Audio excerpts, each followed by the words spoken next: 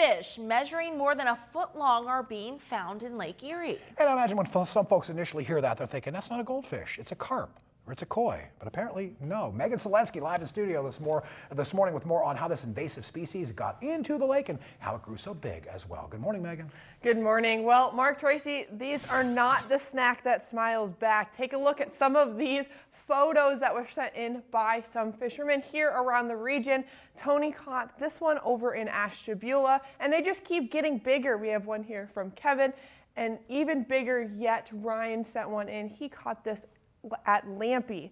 They've been caught all around the region, including in our Lake Erie, but how did they get there and why are they so big?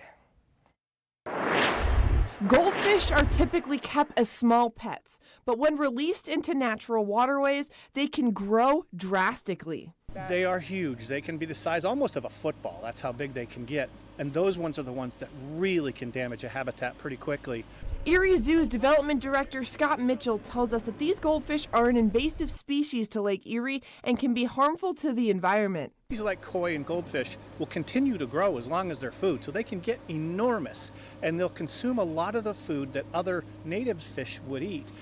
The Erie Zoo welcomes any of your unwanted pet goldfish in their Last Chance Lagoon. This program hopes to preserve Lake Erie and reduce the amount of unwanted pet fish in the Great Lakes. You bring them in, we quarantine them for 30 days. Once they make it through a medical exam, then they're released into one of our ponds, one of the Last Chance Lagoons.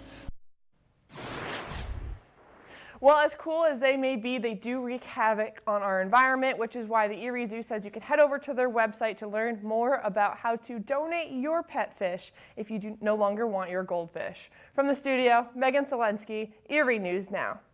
I understand the thought process here to make sure that your goldfish gets to live even if you can't keep it, but it can make for a pretty tough situation. So I like that the zoo has a solution Very to help interesting all. that they've got that solution available for folks. But it's those pictures are just kind of mind-blowing. Oh, Goldfish this big.